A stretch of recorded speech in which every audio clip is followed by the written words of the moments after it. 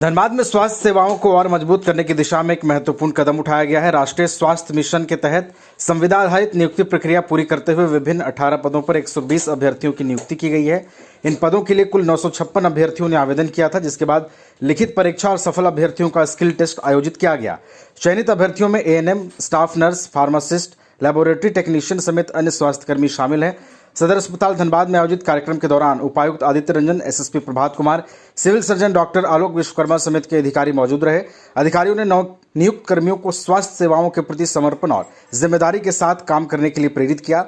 बताया गया कि इन स्वास्थ्य कर्मियों की तैनाती सदर अस्पताल के साथ विभिन्न सामुदायिक स्वास्थ्य केंद्रों, प्राथमिक स्वास्थ्य केंद्रों और आयुष्मान आरोग्य मंदिरों में की जाएगी। वहीं विभाग ने यह भी संकेत दिया है कि मेरिट सूची में मामूली अंतर से पीछे रह गए अभ्यर्थियों को आगामी नियुक्ति प्रक्रिया में फिर से अवसर दिया जा सकता है। इन नियुक्तियों से जिले की स्वास्थ्य व्यवस्था को और मजबूती मिलने की उम्मीद जताई जा रही है। एनएचएम के तहत हम लोगों ने राज्य सरकार के निर्देश पर हम लोगों ने नियुक्ति करी है और उसमें जो 120 कैंडिडेट की नियुक्ति हुई है, 900 लोगों ने फॉर्म भरा था और उसमें से 120 लोग एग्ज़ाम क्लियर किए हैं।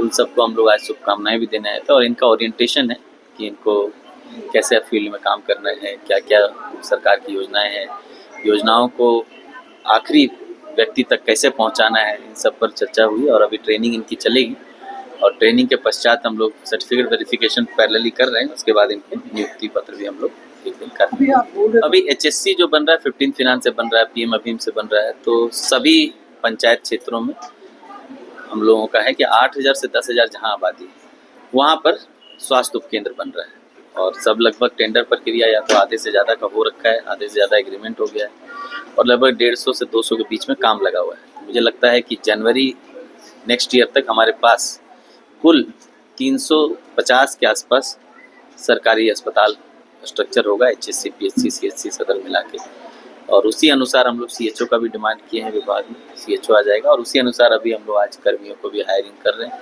नेक्स्ट फेज में एक और राउंड एनएचएम की नियुक्ति होनी, वो भी हो जाएगा। कुछ आउटसोर्स से कर्मी आएंगे। मूल मकसद जो राज्य सरकार का है, माननीय मुख्यमंत्री जी का है, स्वास्थ्य मंत्री जी का है कि गाँव-गाँव तक जितने हमारे अस्पताल हैं उसमें सभी पर्याप्त मात्रा में सामग्री, मेडिसिन, इंजेक्शंस वगैरह हों और इन सब की उपलब्धता इंश्योर करने के लिए पर्याप्त मात्रा में कर्मी हों। ये दोनों चीज़ में हम लोग लगे हुए हैं। तो ये स्वास्थ्य विभाग में एनएचएम के अंतर्गत आज लगभग 115 नए मेंबर्स आप कह सकते हैं ज्वाइन किए हैं। तो उसी कार्यक्रम में डीसी साहब के द्वारा मुझे मौका दिया गया था। तो देखिए, ये जो व्यवस्था है, गवर्नमेंट की व्यवस्था है, उसमें से खास करके जो कोर कुछ व्यवस्था होती है, जैसे उसमें स्वास्थ्य है, तो इसमें हम लोग, आप लोग सब लोग महसूस करते हैं कि जो गवर्नमेंट की अपेक्षा है, जो उम्मीद है, जो लोगों की उम्मीद है, समहाउ उस पर हम लोग अभी बहुत अच्छे से खड़े नहीं उतर पा रहे हैं। क्योंकि ये लोग नए मेंबर्स हैं, तो इनको हमने बताया है कि कैसे जज्बा मेंटेन रखना है, किस प्रकार से लोग आपसे उम्मीद करते हैं और आपको ये मौका मिला है। बहुत लोगों को छंटने के बाद आप जैसा देख रहे हैं कि सिलेक्शन और जितने लोग अप्लाई किए थे लगभग 1:7 का रेशियो, तो यही बनाए रखें और कहीं कोई दिक्कत हो तो ये पूरी व्यवस्था एक टीम के अंतर्गत काम करती है। पूरी राज्य सरकार की जो व्यवस्था है वो पूरी एक टीम है, उसमें अलग अलग विंग बनाए हुए हैं ऑपरेशनल स्मूथनेस के लिए। तो मैंने बस यही मोटिवेट किया लोगों को कि ये अपॉर्चुनिटी मिली है, इस अपॉर्चुनिटी को बढ़िया से फ़ायदा उठाते हुए लोगों की सेवा करना है और ये एक महज नौकरी नहीं है, लोगों को सेवा करना है और हम लोगों को इस प्रकार से मिलकर काम करना है कि जिस व्यवस्था के तहत हम लोग हैं, लोगों को उस व्यवस्था पर भरोसा बने, लोग भरोसा जताएं और लोग अब जो उनकी उम्मीद है उस पर हम लोग खरा उतरे और लोग इस व्यवस्था का लाभ भी उठाएं।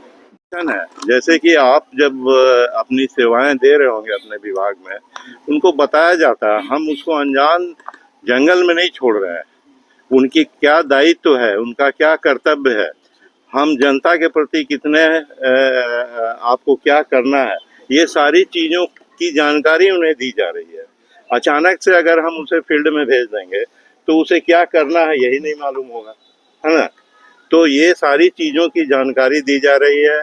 हमारे यहाँ सरकार के कितने प्रोग्राम चल रहे हैं, उन सारे प्रोग्राम की जानकारी उनको दी जा रही है कि हमारे यहाँ इतने प्रोग्राम चल रहे हैं और इसकी ये आपसे ये उम्मीद किया जाता है कि इस प्रोग्राम में आप इस तरह से कार्य करें ताकि जनता को इसका लाभ मिल सके।